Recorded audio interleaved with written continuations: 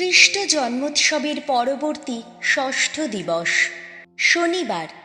প্রথম পাঠ, প্রেরিত দূত যোহনের প্রথম ধর্মপত্র, 2 অধ্যায়, পদ সংখ্যা 12 থেকে 17। ঈশ্বরের ইচ্ছা যে পালন করে সে চিরদিন বেঁচে থাকবে। আমার স্নেহের সন্তানেরা, আমি তোমাদের কাছে লিখছি, কেননা যিশুর নামটির গুণে তোমাদের সমস্ত পাপ ক্ষমা করা হয়েছে। পিতারা, তোমাদের কাছে লিখছি, কেননা যিনি সেই আদি থেকেই আছেন, তোমরা তাকে জানো। তরুণেরা, তোমাদের কাছে লিখছি, কেননা সেই মহা অসৎকে তোমরা জয় করেছ।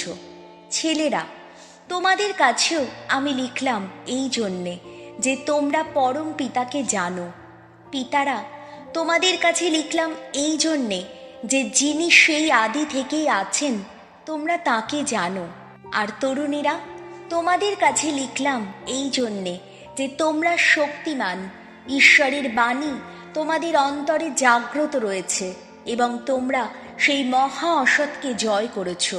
তোমরা কেউ কিন্তু এই অসৎ সংসার বা এই সংসারের কোনো কিছুই ভালোবেসো না।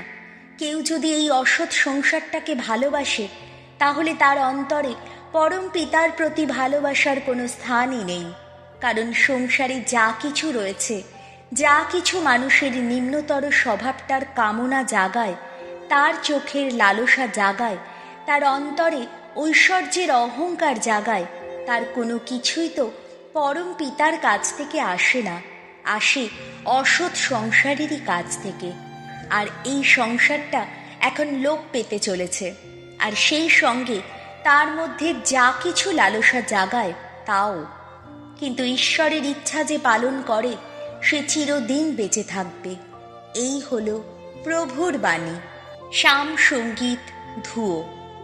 নভমণ্ডল আনন্দ করুক, উল্লসিত হোক সমস্ত পৃথিবী। সর্বজাতির সর্বমানব গোষ্ঠী ভগবানের উদ্দেশ্যে জয়গান করো।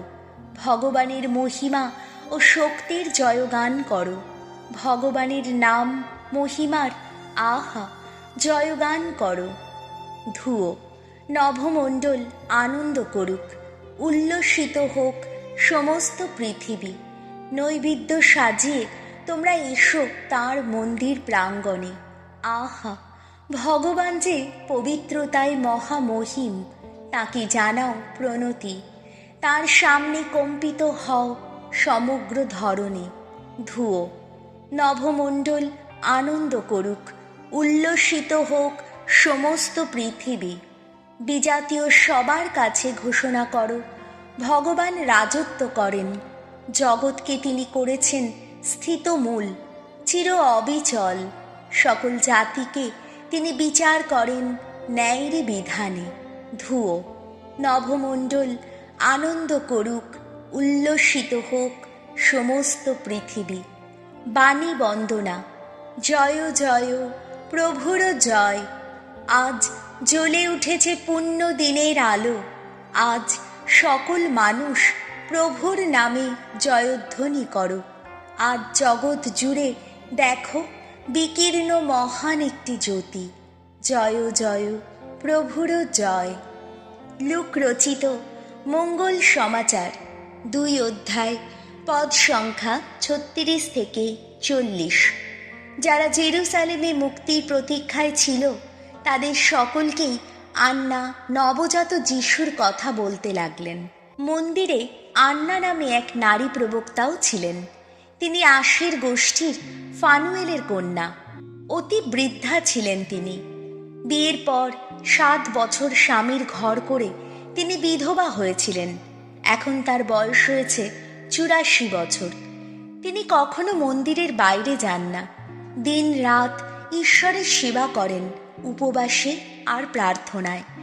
যোসেফ ও মারিয়া যখন যিশুকে ঈশ্বরের কাছে উৎসর্গ করতে এলেন, আন্না ঠিক এই সময় সেখানে উপস্থিত হয়ে ঈশ্বরের স্তুতিতে মুখর হয়ে উঠলেন এবং যারা জেরুসালেমের মুক্তির প্রতীক্ষায় ছিল, তাদের সকলকেই তিনি শিশুটির কথা বলতে লাগলেন।